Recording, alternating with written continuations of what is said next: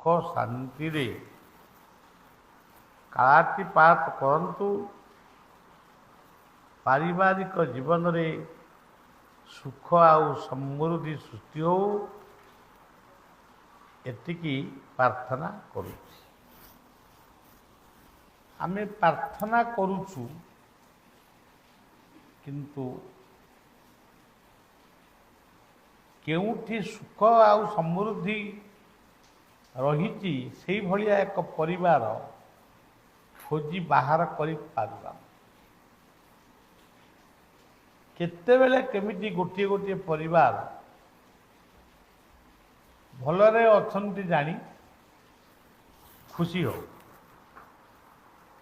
କିନ୍ତୁ ସମାଜ ପାଇଁ ସେତିକି ପରିବାରର ଆବଶ୍ୟକ କିଛି ନାହିଁ।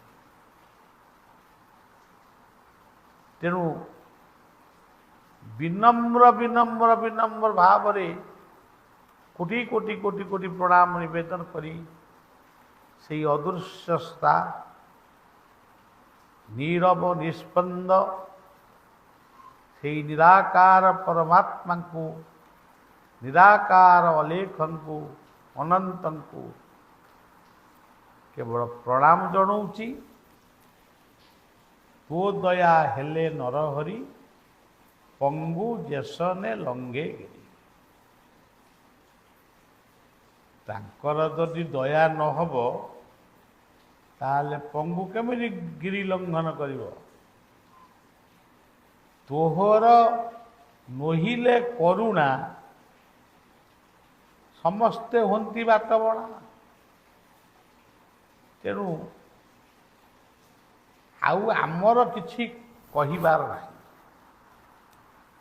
କେବଳ ଆମେ ଜାଣିଛୁ ପ୍ରଭୁ ଆମକୁ ପଠେଇଛନ୍ତି କିଛି କାମ କରିବା ପାଇଁ।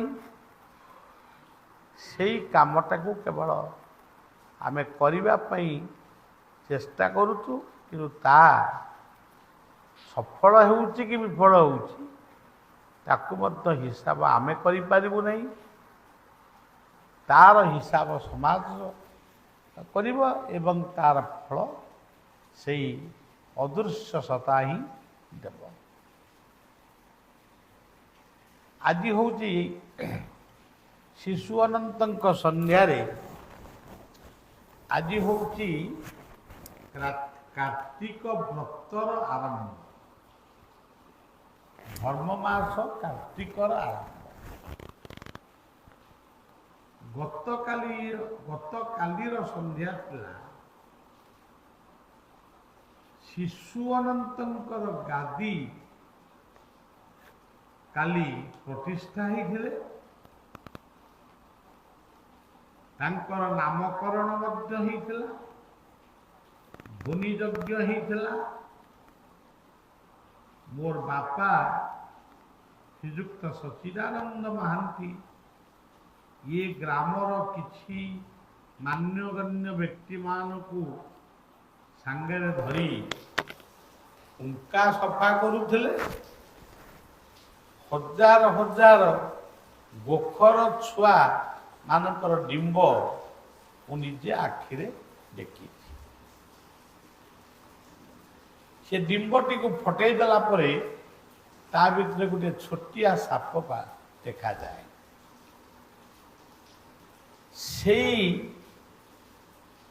ସଫା ଭିତରେ ଆମେ ଦେଖିଲୁ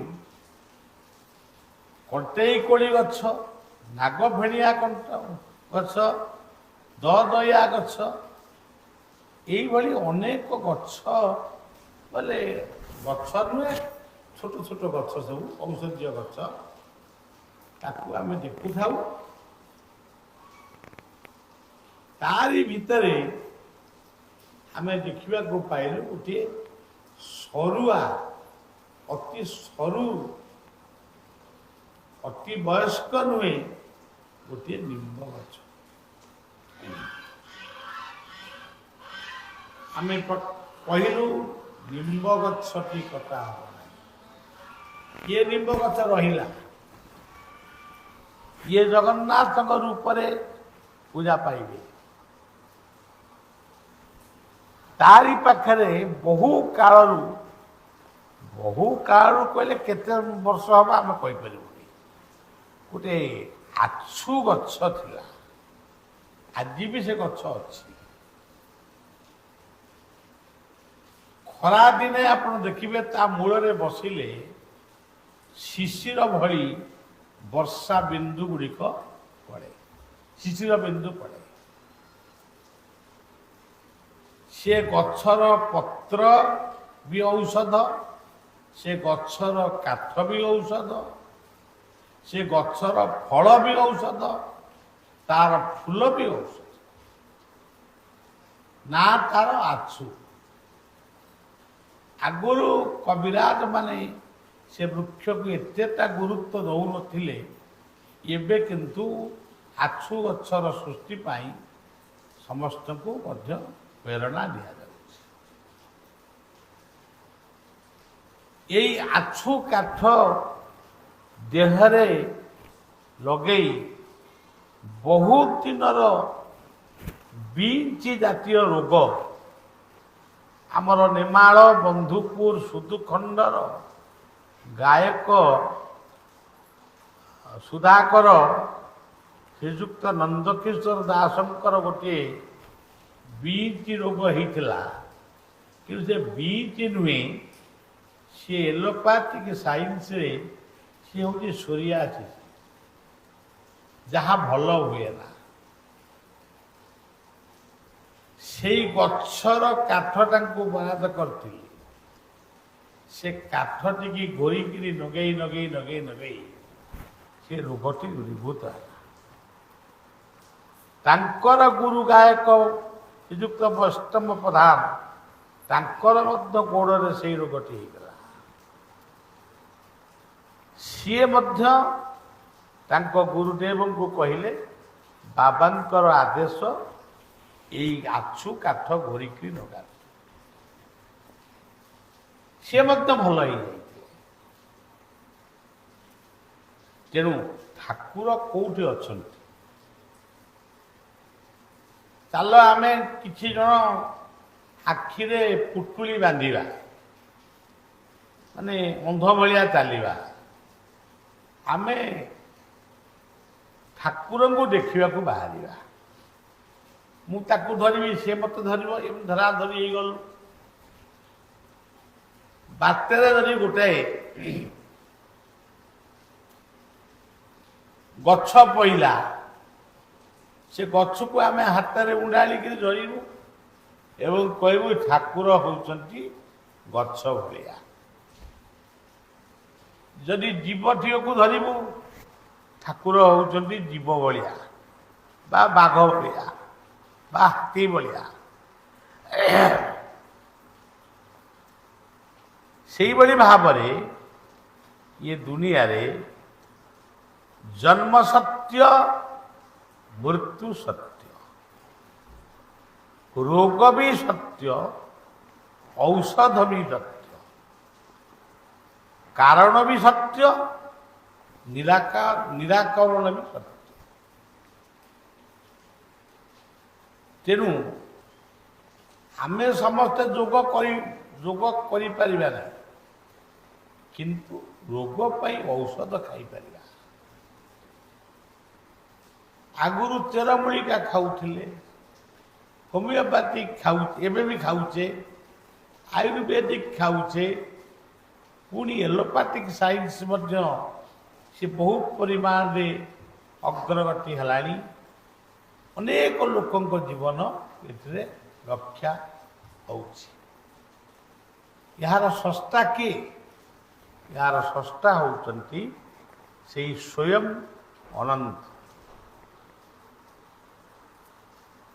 ଏଇ ଯେଉଁ ଗଛ ଉପରେ ମାଟି ଥିଲା, କଣ୍ଟେଇ କୋଳି ଗଛ, ସେ ବି ଗୋଟିଏ ଔଷଧ। ଏବେ ବି ଯାହାର ମୁଣ୍ଡ ଜଳାପୋଡ଼ା ହୁଏ, ତାଙ୍କୁ ବଳିଆ ଓସ୍ତପତ୍ର କଣ୍ଟେଇ କୋଳି ଗଛ ବାଟି ମୁଣ୍ଡରେ ଘଷିବା ପାଇଁ ପରାମର୍ଶ ଦିଏ। ଆଉ ଅନେକ କହିଛନ୍ତି ବାବା ଆଉ ନାହିଁ ସେ ରୋଗ। ଏଇ ଯେଉଁ ଦୟା ବୋଲି ଗୋଟେ ଗଛ, ସହରୀ ବାବୁମାନେ ତାକୁ ଜାଣିପାରିବେନି, କବିରାଜ ମାନେ ଜାଣିପାରିବେ। ଇଏ ଦୟା ଗଛକୁ ଯଦି ଆମେ ବାଟିକିରି କିମ୍ବା କେମିତି ଗୋଟେ ପାଣିରେ ପକେଇ ତାକୁ ପିଇବା, ତାହେଲେ ଆମର ଗ୍ୟାସ ଜାତୀୟ ରୋଗ ମଧ୍ୟ ଦୂରୀଭୂତ। ଆଉ ଆପଣମାନେ ତ ଜାଣିଛନ୍ତି ତୁଳସୀର ଅନେକ ଗୁଣ, କଫ ବାତ ପିତ୍ତ ସବୁ ଜିନିଷକୁ ତୁଳସୀ ହରଣ କରେ। ଭଗବାନ ବି ନିଜେ କହିଛନ୍ତି ମୁଁ ହେଉଛି ଔଷଧ, ଅହଂ କ୍ରତୁରହଂ ଯଜ୍ଞ ସ୍ୱାଦାହ ମହ ଔଷଧ। ତେବେ ନିମ୍ବ ହେଉଛନ୍ତି ଆଉ ଗୋଟିଏ ଔଷଧ ଗଛ, ଯାହାକୁ ବିଦେଶରେ ଆଦର ତାର ବହୁତ ବଢ଼ିଛି, କିନ୍ତୁ ସ୍ୱଦେଶରେ ଜଗନ୍ନାଥଙ୍କୁ ଆମେ ଯେତିକି ଭଲ ପାଉଛୁ, ବୋଧେ ନିମ୍ବ ଗଛକୁ ସେତିକି ଭଲ ପାଉନୁ। ନବକଳେବର ହେଲେ କିଛି ନିମ୍ବ ଗଛକୁ ଆମେ ଖୋଜୁଛୁ। ନିମ୍ବର ସାବୁନ, ନିମ୍ବର ତେଲ, ନିମ୍ବର ଫୁଲ, ନିମ୍ବର ପତ୍ର, ନିମ୍ବର ଛେଲି, ଇଏ ସବୁ ହେଉଛି ଔଷଧ ଜାତୀୟ ମାନେ ଦ୍ରବ୍ୟ। ଏଇଭଳି ଭାବରେ ଇଏ ସଂସାରର ସ୍ରଷ୍ଟା ଆମେ ଗୋଟେ ହୁଙ୍କା ଭିତରେ ପୂଜା କରୁଛୁ ବୋଲି ଭାବୁଛନ୍ତି। ହୁଙ୍କାକୁ ପୂଜା କରୁନୁ, ହୁଙ୍କାରେ ପୂଜା କରୁଛୁ। ଗୋଟିଏ ବାଟରେ ଯାଉଁ ଯାଉଁ ଜଣେ ବ୍ୟକ୍ତି ସୁନାମୁଣ୍ଡାଟିଏ ପାଇଲା, ତାକୁ ଯଦି କିଏ ଧଇଲା, ତୁ କୋଉଟିଆକୁ ଚୋରି କରି ଆଣିଛୁ, ଇଏ ସୁନାମୁଣ୍ଡାଟା କୋଉଠି ଥିଲା, ସେ ତମ ହାତକୁ ଧରିକି ନେଇକି ଯିବ, ଆଉ ଏଇ ନଈ କୂଳେ ଏଇଠି ପଡ଼ିଥିଲା। ସେମିତି ଅନନ୍ତ ଜ୍ୟୋତିଙ୍କୁ ସେ ବ୍ୟାପକ, ତାଙ୍କୁ ଆମେ ଅନନ୍ତ ରାଜ୍ୟରେ ତାଙ୍କୁ ଖୋଜୁଛୁ, ତାଙ୍କର ମହିମାକୁ ଉପଭୋଗ କରୁଛୁ, କିନ୍ତୁ ତାଙ୍କୁ ଆମେ ଟିକେ ମନର ନୈବେଦ୍ୟ ଦଉଛୁ କି ଦୁଃଖ ଟିକେ ଜଣେଇ ଆମେ ଲାଘବ ହେଉଛୁ, ସେଇ ଗୋଟିକ ହେଉଛି ହୁଙ୍କା। ଆଜି ଗୋଟେ ଗୀତ ଲେଖିଥିଲି, ସେ ଗୀତଟି କିଏ ଯଦି ଲେଖି କୀର୍ତ୍ତନ ଦେଲେ ପଢ଼ିବେ କି ନାହିଁ ସେ ଜାଣନ୍ତି। ହୁମ୍ କହିଲେ ଓମ୍ ହୁମ୍ ହନୁମତେ ନମଃ। ଯିଏ ଲକ୍ଷ୍ମଣଙ୍କୁ ବଞ୍ଚେଇବା ପାଇଁ ବା ସୁସ୍ଥ କରିବା ପାଇଁ ମୃତ୍ୟୁ ସଞ୍ଜୀବନୀ ସେ ଗନ୍ଧମାର୍ଦ୍ଦନରୁ ନେଇକି ଆସିଥିଲା। ହୁମ୍ କହିଲେ ହନୁମାନ, ହୁମ୍ କହିଲେ ହରି, ହରି କହିଲେ ମର୍କଟ, କିନ୍ତୁ ହନୁମାନ ମର୍କଟ ନୁହନ୍ତି।